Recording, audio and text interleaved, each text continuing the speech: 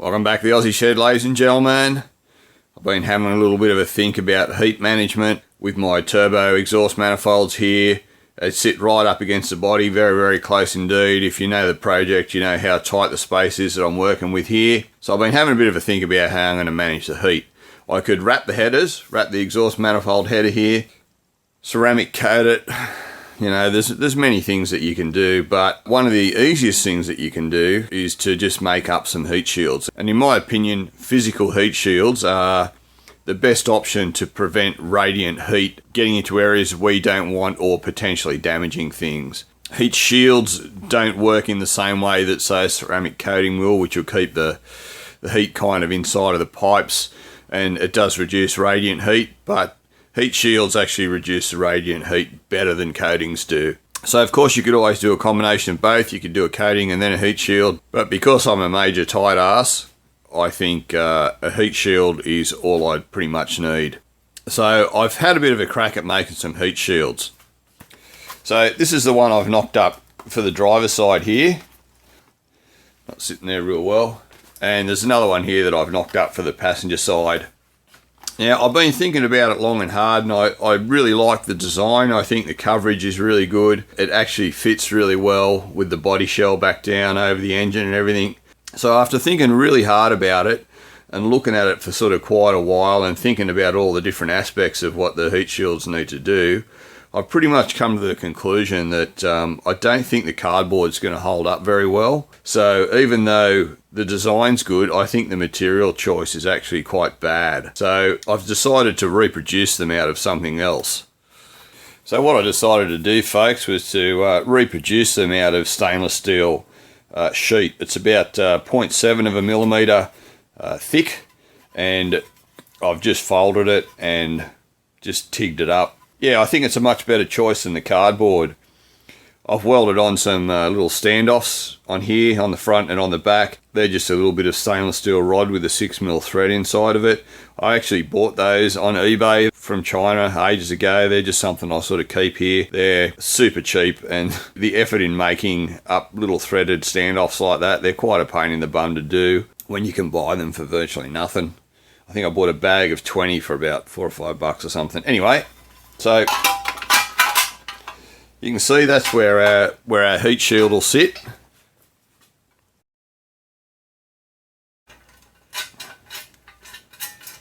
Then we just throw a couple of 6mm stainless bolts in them.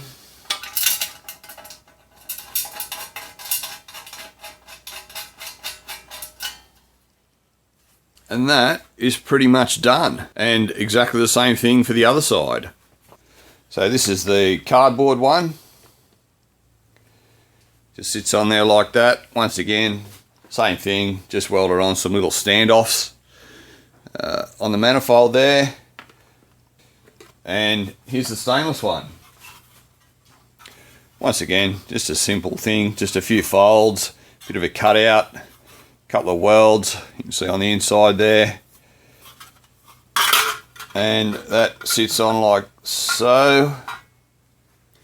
Once again, a couple of little stainless bolts.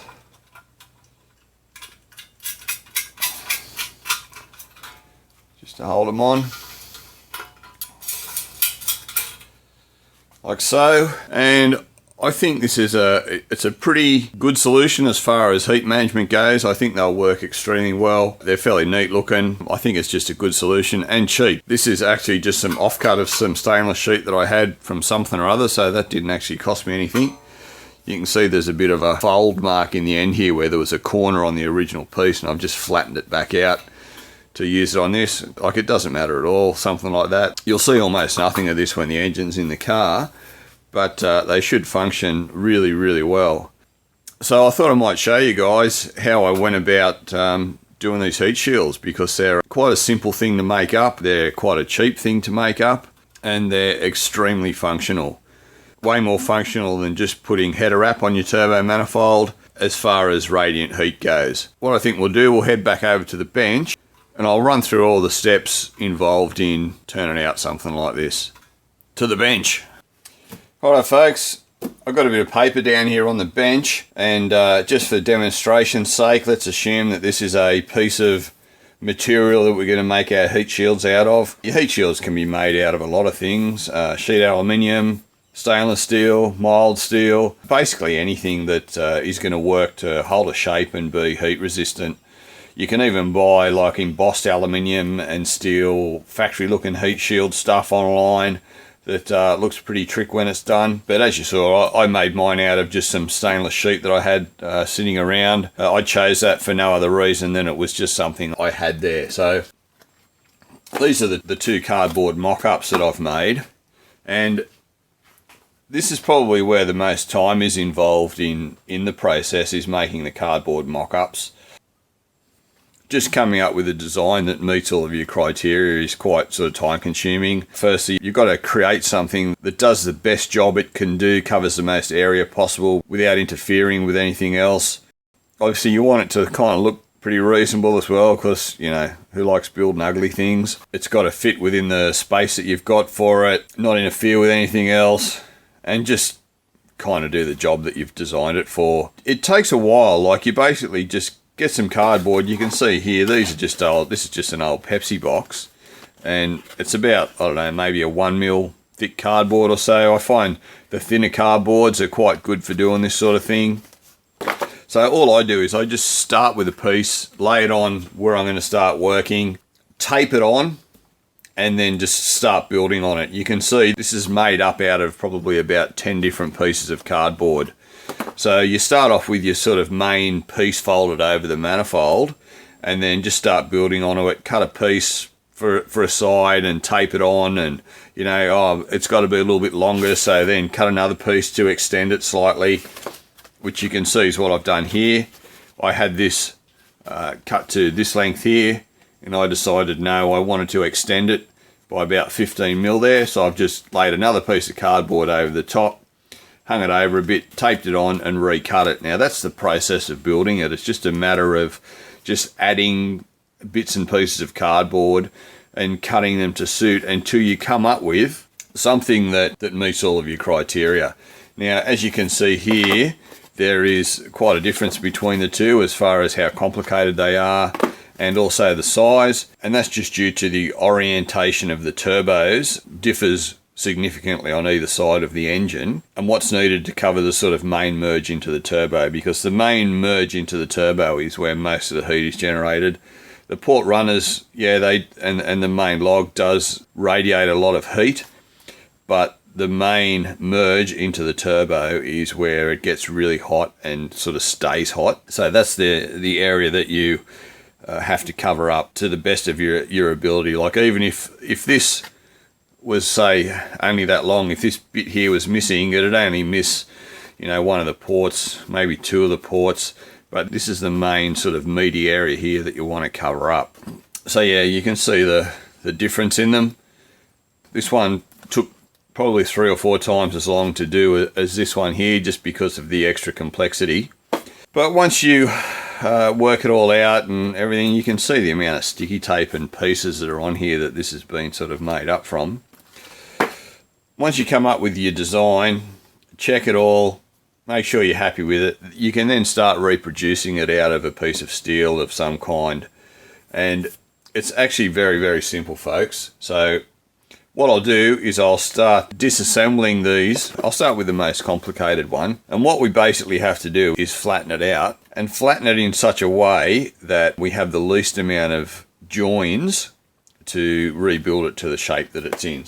So basically what you have to do is have a bit of a think about it and just kind of plan out how it's going to go when you flatten it out and how that affects you when you're rebuilding it. So obviously a corner like the front here, there's no way that you can not flatten that one out. So this has to be either cut down along here or down along here to flatten it out. Now, cutting it here allows you to keep much more of it straight. So that's the first thing we'll do here, folks.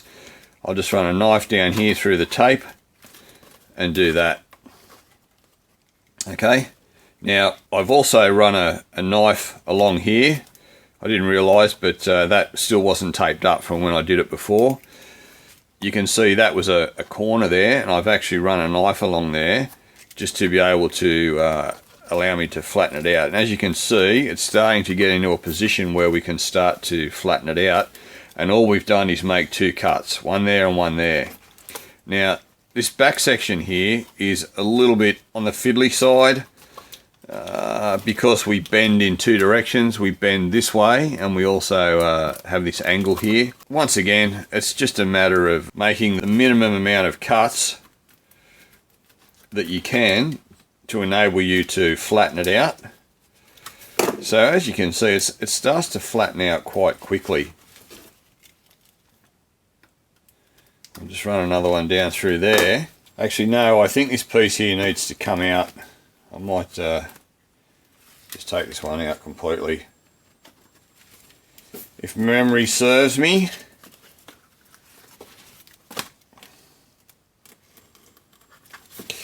So yes, it's not often you have to do that, folks. It's just because of the complicated nature of this particular one here that this piece here needs to be removed. Otherwise it becomes just too much of a pain in the ass. Now that we've got the thing able to be laid down flat, it's just a matter of tracing it out onto your sheet of whatever you're using.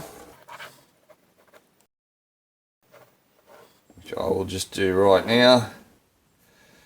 Sort of thing. And obviously fix your lines up because your template will, if your template's like mine, it'll be a bit rough. So you can just grab a ruler when you're finished and just straighten all your lines up. I've run off the sheet a little bit in this corner, but just forgive me, folks.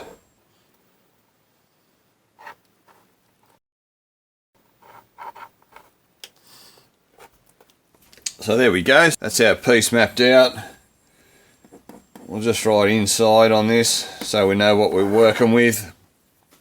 And now we just got to start transferring all of the fold lines. So you can see we've got a fold here. So we'll just do some broken lines where the folds are going to be. One there. Another fold here. Okay, we've got another fold in this position here. Another fold in this position here. So you can see how it's starting to take shape, folks. We've got another slight bend in this position over here. So we'll mark that guy as well. Make some little references. So we'll do this one. So at 90 degrees. This guy 90 degrees. This guy's about, I don't know, 10 degrees or something. These are all 90s. Or thereabouts. We can always adjust them once we get them sort of done. Our little extra piece here, just, you know, draw it down somewhere else on your sheet that's going to kind of minimise your offcuts. Something like that. You can always trim them up when they're done, but as long as you get it pretty right like this, you know, you'll laugh and sort of thing. So that gets our piece pretty much marked out here. Now, the next thing we've got to consider is when we put all this back together, how's it all going to sort of be supported and how you're going to keep it into the shape that it's in. Now, you can obviously weld it, you can tack weld it together, you can fully weld it, you can even use rivets. Okay, there's nothing at all wrong with using just some pot rivets, but you've got to have something to rivet into. And even with the welds, I like to do a little bit of a folded lap on the corners so you don't have to weld up a corner. So there's actually a fold, so you've got a bit of meat to weld through, just so you don't get holes everywhere when you're trying to weld it. Because, you know, I'm only a fairly average welder, and, you know, things like that are a little bit of a struggle, particularly welding really thin sheet metal. So I always find if I've got a bit of a tab to weld into, mate, it makes it a breeze. So what I do is I put tabs on everything, anywhere that I need it. And I'll show you what I mean with the finished piece. So you can see that on this fold on this outside corner here, that's actually a tab there. You can so I've left a tab there on that piece, so that when I put it together I can actually weld through into that tab rather than having to weld up the corner. As you can see here. Actually no, that's the folded edge that we're looking at. But yeah, so when we do this, we now start marking out tabs. So we're going to want to throw a tab on here so that we've got something to weld on. So just mark that, put tab on it. These two pieces here, when that folds up there, you're going to want a tab on that. Tab, and you're going to want another one on here. So always mark these out now, folks, so that you don't cut the sheet metal off and not have your tabs there. Now I think that's all the tabs that we need on that piece. Actually, that's probably the go as well. Is to put a tab along this edge here, just so that when we refit this piece here, there's basically a fold for it to sit into.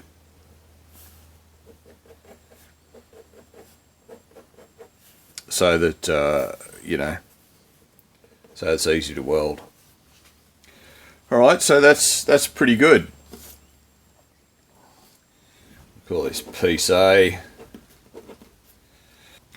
So that is our full layout for our driver's side heat shield. I'll now move on to the passenger side heat shield, which is way more simpler than that fella. Okie doke, so this is our passenger side heat shield. You can see it almost flattens out by itself. There's no big dramas with this guy. It really is just a matter of cutting it where the corners are, like here. We'll just go up there, along there.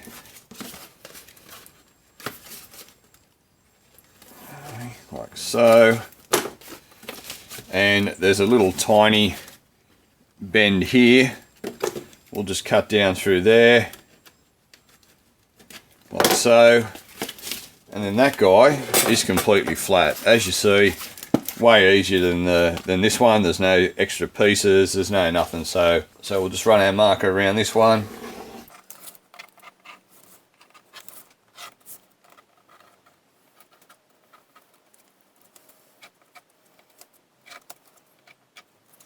Rightio, so we'll mark this as being the inside. Inside. Any folds, once again, same process as the first one. So we've got a big fold right down here.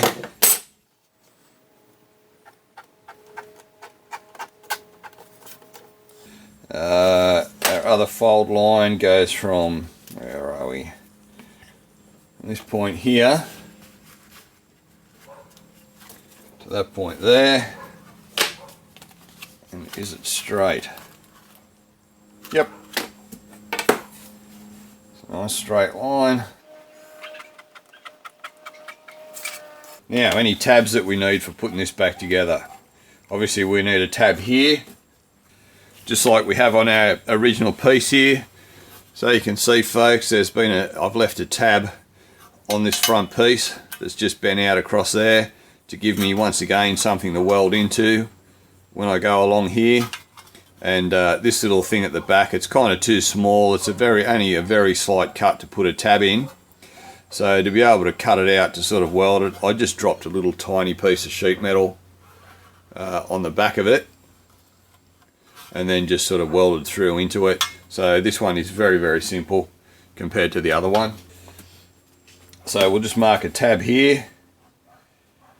This guy here, like this.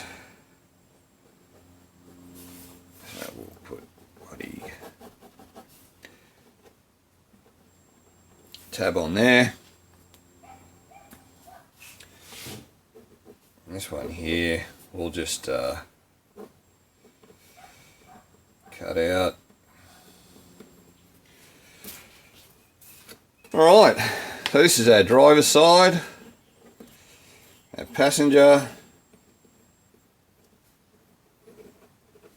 and that's it, folks. So we're almost there. So we've made our templates. We've cut them and flattened them out. We've now transferred it onto some sheet metal. Now we've just got to cut it out. Generally, to cut this stuff out, I don't use metal snips because it's a little bit thick for using metal snips on. Particularly if it's stainless, it's a lot harder to cut. Aluminium, you probably have no drama using metal snips. I just use a handheld grinder here, just with a cut-off wheel on it. It cuts it out really easily. I had absolutely no trouble cutting this out in stainless, just with a little handheld grinder. Absolutely super easy. But because this is a paper representation, I'm just going to use a pair of scissors. Alrighty.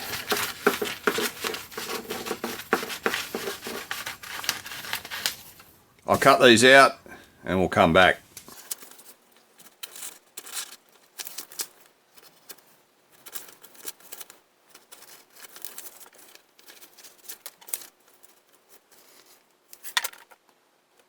Oh, got a tab there too.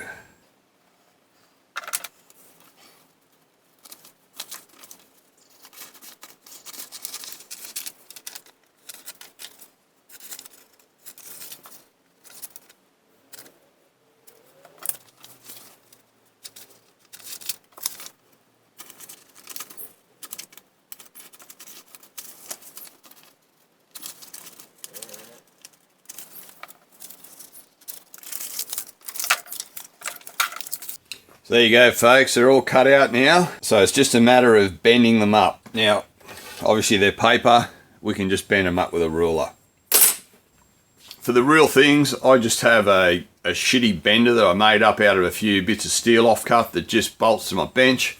I'll just pull the camera back and I'll just show you what it is. So this is the bender I made up, folks. It's just a couple of bits of angle. It just bolts onto the bench like so. Actually, that's backwards. So it just bolts onto the bench like so. It's a very simple design. There's heaps of designs for benders on the internet, and it's just a bit of angle on the top, a couple of threaded sort of bolty things down that hold it.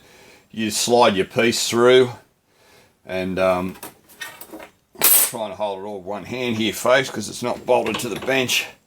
I've just got some Tech screws that hold it through the front of the bench there. So when you want to put something in it to bend it, you just loosen these guys off.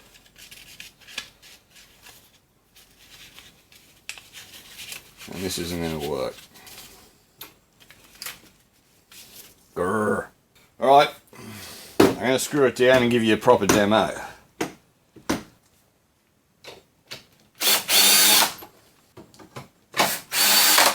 Alright, at least now I can give you a proper demo. Okay, so you can see what it is, folks. It's just a bit of angle here, 3 hinges across the front. They're just normal house door hinges. Another bit of angle there that you use to bolt it to the bench, and a bit of angle that sits down over the top that just comes on and off. Like I say, this is just a real rough thing that I just knocked up real quick one day out of a few bits of steel. So you can see what that is. It's just 2 bits of angle. Well, sorry, yeah, it is. It's just a piece of angle there, another piece of angle here with 3 hinges on it, a couple of bits of steel just sort of stick welded onto it, and then another piece of heavier angle that just sort of bolts down into the top. I've just drilled and tapped this in a few places to allow me to put some sort of quick lockdowns. These are just bolts with a little bit of steel welded on the top of them. So you just sort of loosen these off, lift that up, throw a bit of steel in there to wherever you want, tighten that back down like so, and bend her up. That's simple, folks. And that is my bender. Very simple, very easy to do. You can just kind of bend whatever angles you want with it.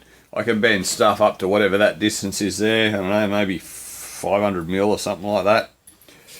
Just a super simple, easy tool to make up. There's lots of videos on YouTube or plans on the internet for making up, you know, benders like this. All very simple. So I'll get this off the bench and we'll go back to our new paper heat shields. Rightio, so just bear with me, folks. Just got to pretend that this is a bit of aluminium sheet or a bit of bloody whatever, and just bend it however you can. If you don't have a little bender, you can just get some sort of an edge, you know, like hang it over the edge of a piece of steel and, you know, clamp things together and bend them, or use a hammer. There's a million ways that you can bend stuff. You don't have to you know, have proper benders and things, but like I say, it's pretty simple to make up a bender. yourself, there's really not a lot of work involved in doing it.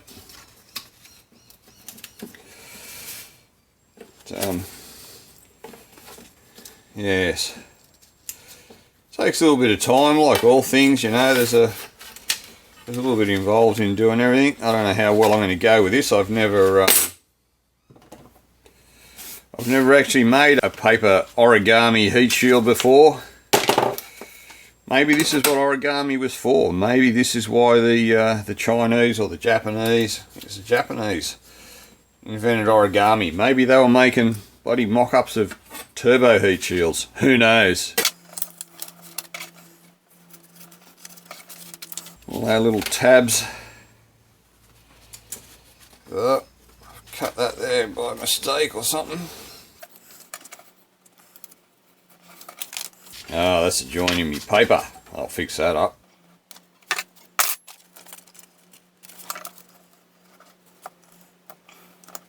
Alrighty. So like I say, folks, the tabs are there for a reason, so that when you put it together, whether you're going to weld it or whatever you're going to do with it, you've actually got something that you can either weld onto or put a pot rivet through to be able to hold it all together in quite an easy fashion. So just like this, if this was a piece of steel, I'll just start putting it together with some sticky tape, and you'll see just how, you know, how doing this is how simple it is to make stuff just from your templates that you've done. Now this is probably not going to want to keep its shape very well, but you know. So here's our little piece there. This is our little bit. Yeah, it doesn't work real well doing it in paper. Anyway, doesn't matter. We're getting there.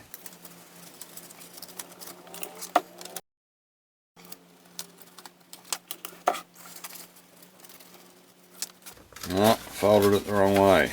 Doesn't matter. Alright, she's a bit rough, but I'm doing my best, folks. I'm doing my best. It's hard working with paper. It just wants to go its own way.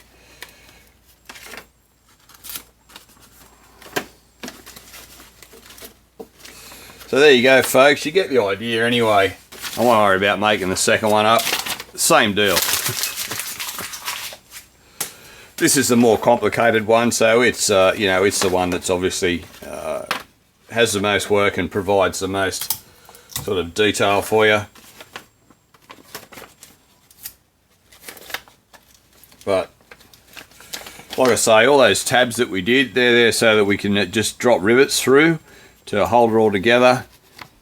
See down in here, maybe just fold it over there, you just drop a couple of rivets through, or you just run a couple of spot welds or fully weld it or whatever. But you can see how transferring, you know, making our mock-up first, transferring it onto our sheet metal or paper in this case, and chopping it out and bending it up, how easy it is.